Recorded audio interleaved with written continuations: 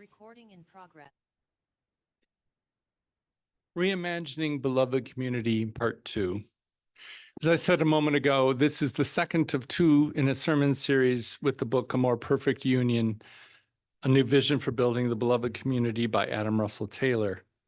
And there's a couple of things that are a little bit different, especially if you weren't here last week, that I want to explain. First of all, I've replaced our very formal-looking chalice with my favorite chalice that also belongs to Open Circle. I think I've dubbed it the Chalice of the Beloved Community because I love the fact that it's the warmth of the flame and people embracing each other standing around it. And then the flag came from a part of last week's sermon in chapter 4, I think it was. It was about reclaiming patriotism. So the story there is I went out to try to find a flag that was patriotic but sent the right message. And so this was the closest I could come. So it's just a prop that I'm using again this week.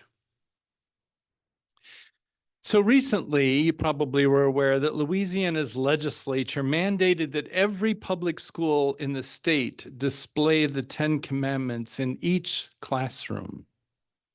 Well, when that happened, a friend of mine pointed out, oh, Kurt Vonnegut had a great quote in A Man Without a Country. And I went and looked it up, and it's great. So I'm going to share it with you here. He said, for some reason, the most vocal Christians among us never mention the Beatitudes from Matthew chapter 5.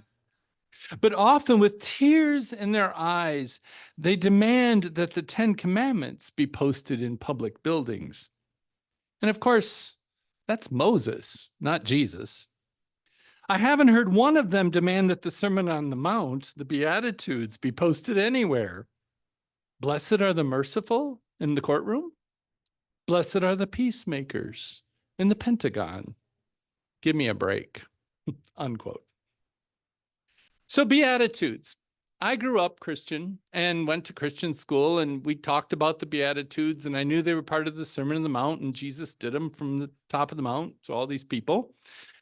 But the word, we just kind of took it that we knew what the word beatitude meant. And I thought as we're looking into this, because he titled the back of his book, The Beatitudes, like what exactly is that? So I looked it up, of course. It has a Latin source, and it basically means perfect exalted happiness or supreme blessedness. So essentially, the way Taylor kind of, I think, worked on the book is to say, and this is, I think, what Jesus was saying, if you do this, or if you follow these examples of these people who are doing this, we're going to have a fabulous life together. We're going to have extreme blessedness, extreme happiness. So the Beatitudes is more than just blessing. It's sort of this visionary, idealistic view of the world is the way the word is used. Okay, I got that now. So what then does it really mean to be poor in spirit? When I was a little kid, I thought that meant somebody was depressed. It actually means they're humble. What does it mean to be a mourner? What does it mean to be meek in this case, or righteous, or merciful, or pure in heart? The only one that I think is really clear is peacemaker. You either make peace or you don't, right? And then this whole kingdom of heaven business. What exactly is that? So Eric Simpson in the HuffPost, which is now the term for the Huffington Post, in September 9th in 2012, he wrote an article that said the Beatitudes are essential and relevant today. And I thought he'd answer a lot of these questions for me. The kingdom of God, he says, refers to creating heaven on earth or beloved community. It's a list of characteristics and behaviors to which humans should aspire to create the beloved community, which was very much, by the way, he says, the essence, the lifeblood of the ancient and original Christian communities before it became the official religion of the empire. This is a quote. He says, the Beatitudes have intense significance in a world where many Christians want to change others and the world from top down through forced conformity rather than genuine conversion. The Beatitudes express the idea that peace comes from peacemakers who are characterized by their poverty of spirit, their ability to mourn for the world, their lack of attachment or clinging to personal rights, their hunger for healing the world, their extreme mercy extended towards even their worst enemies, and their purity of heart. Peacemakers, he goes on, peacemakers, according to Christ, are the instruments who bring peace to the world because they exemplify these characteristics.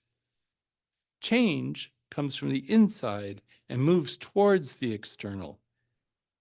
Peacemakers are persecuted because they present a challenge to authority which compels from the outside but cannot penetrate the interior.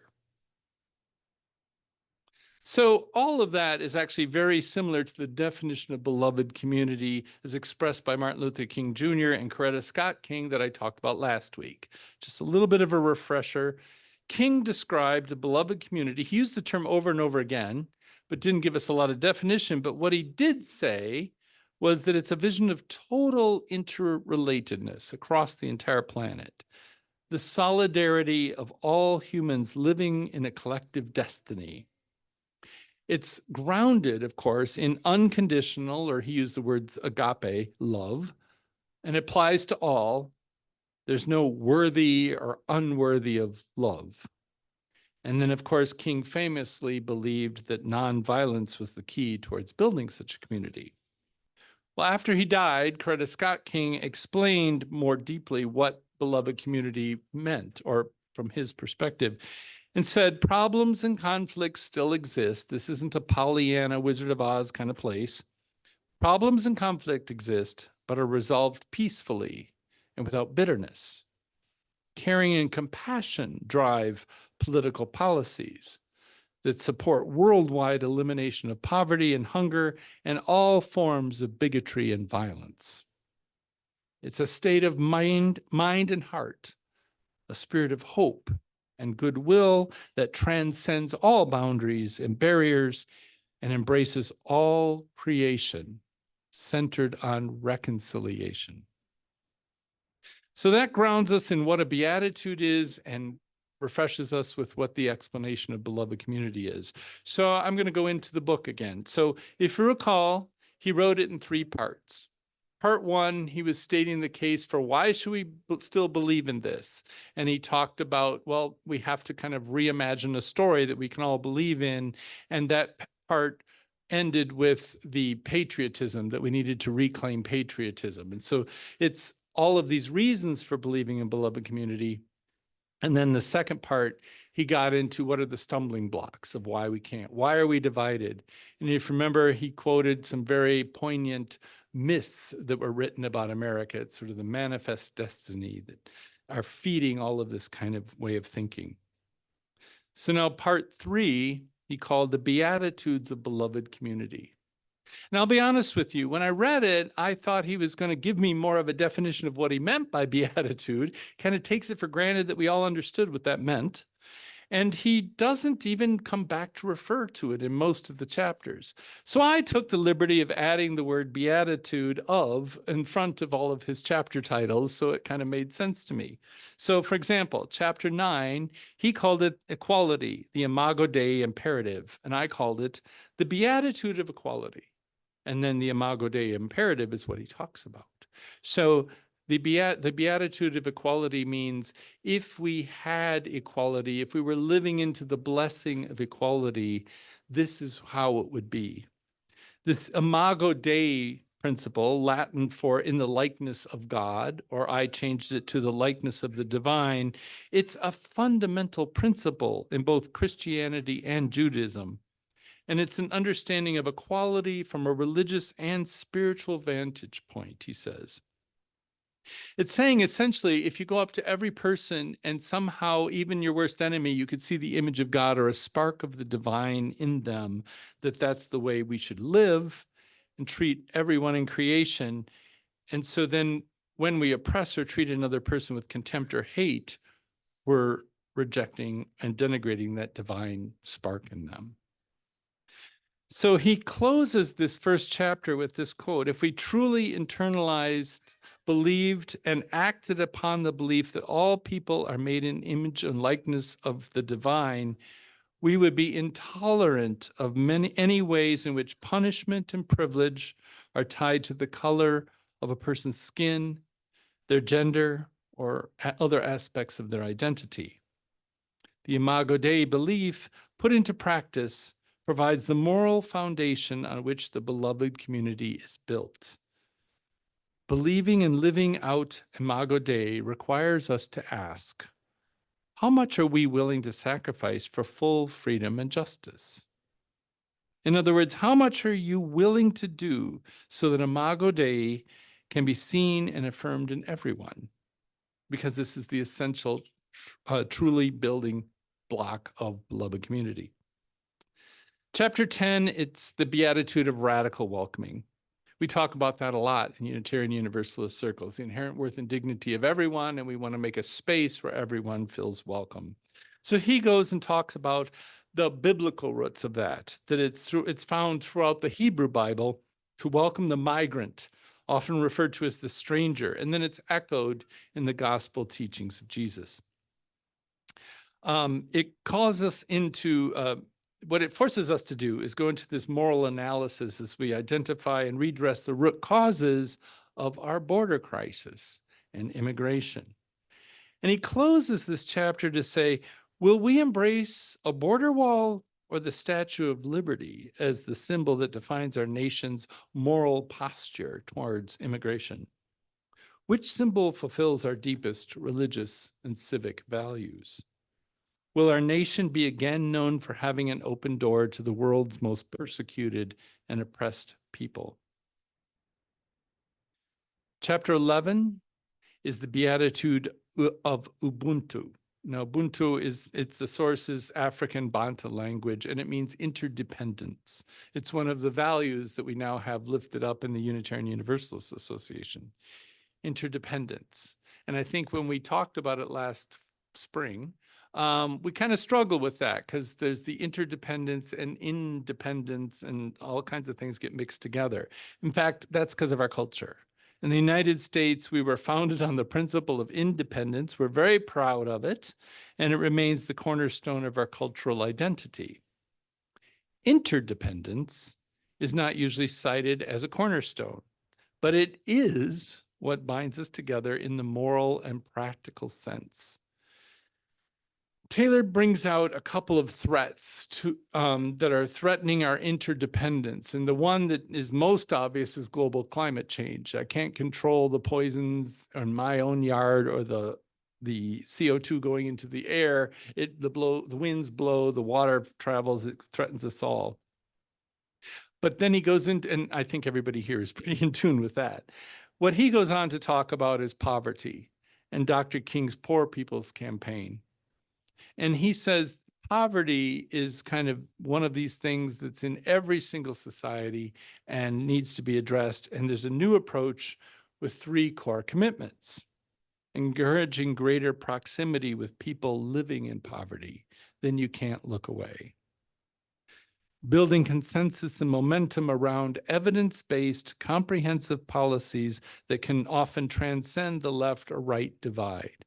I liked what he said there. It's very practical because we all, those of us that have been around since the Johnson administration with the war on poverty, there were a lot of programs that cost a lot of money that didn't work for one reason or the other.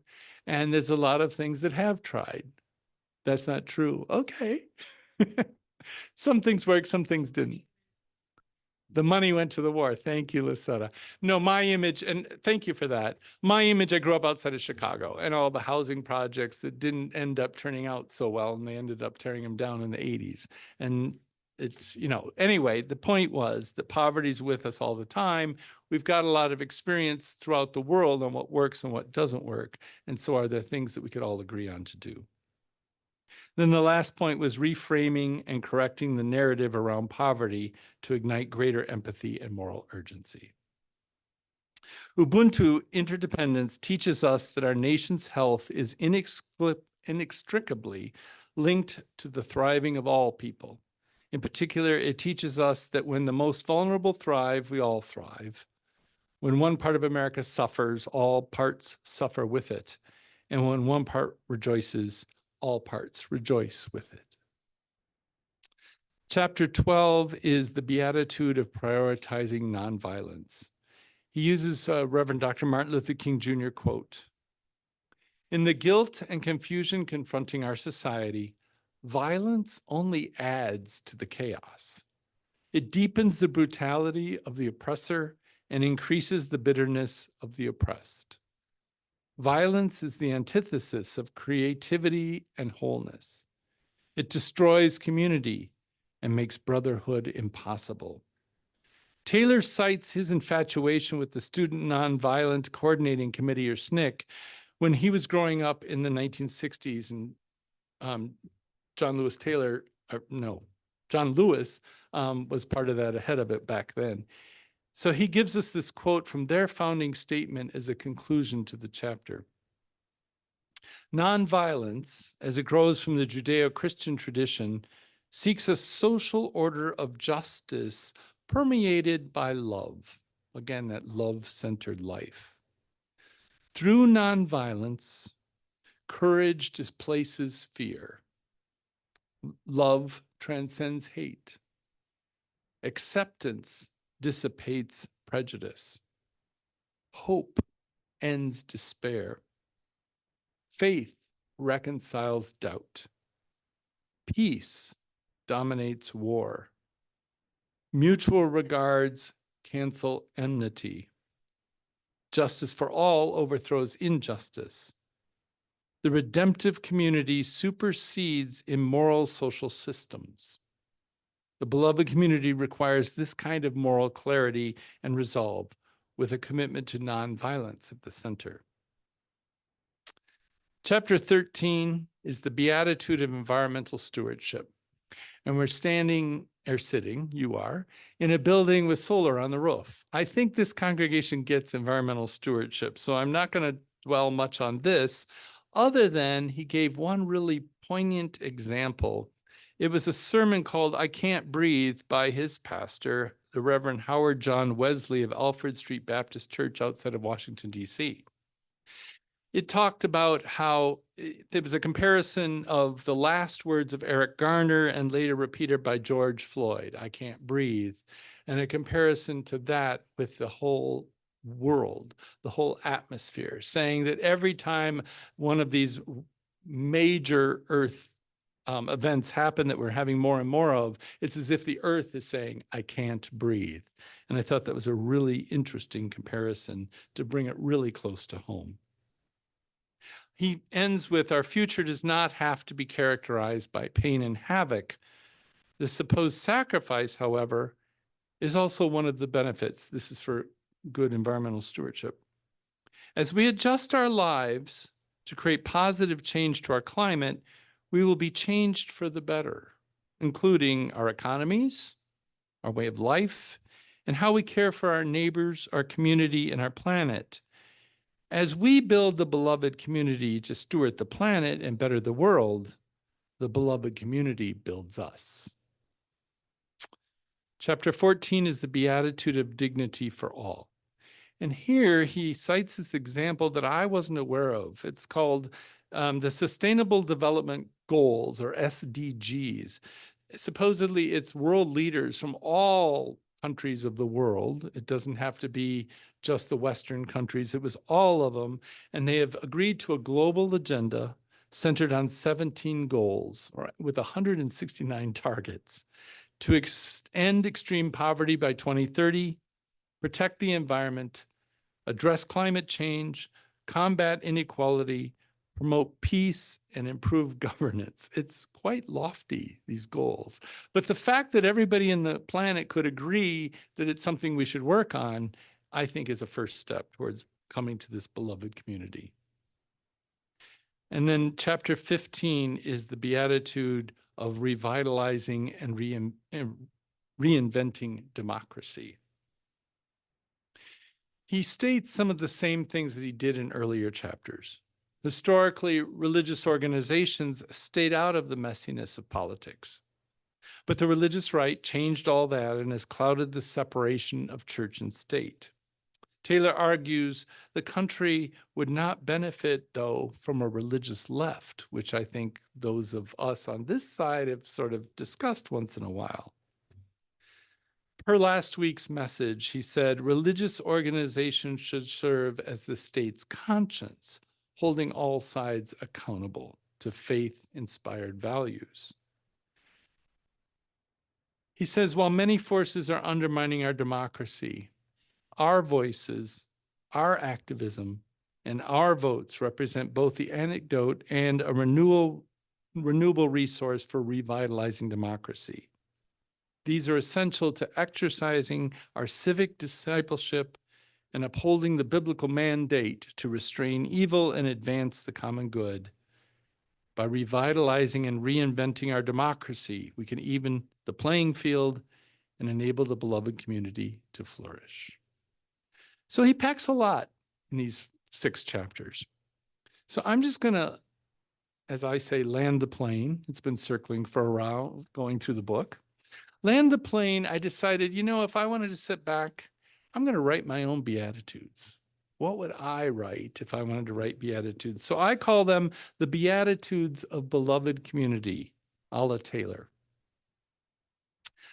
Blessed are those who celebrate that we are all sacred beings, diverse in culture and experience, with inherent worth and dignity. Blessed are those who create diverse multicultural communities where all thrive and flourish. Blessed are those who humbly and reverently honor the interdependent web of all existence and their role in healing and sustaining right relations. Blessed are the peacemakers who resolve conflict through nonviolence and reconciliation. Blessed are those who work towards inclusive democratic processes and against all forms of systemic oppression. Blessed are those who create and sustain beloved community grounded in unconditional love at the center of their faith. So does this sound familiar? Using Taylor's writing, I created these Beatitudes from our own Unitarian Universalist values and principles, the new ones that were just agreed to. I think our centuries-old theology and ethical history and tradition have led us to this very moment. The world is calling for us to live into these values and principles, to be co-creators of Martin Luther King Jr.'s vision of beloved community. And we're already well on our way. We can't give up and should frankly double down on them. We know the way. And with others as partners and with a great pride and patriotism, as an example by my flag there, we will help build the bridge to America, a beloved community. Peace and love to us all on this challenging journey ahead. Amen. Let's take a moment of silence.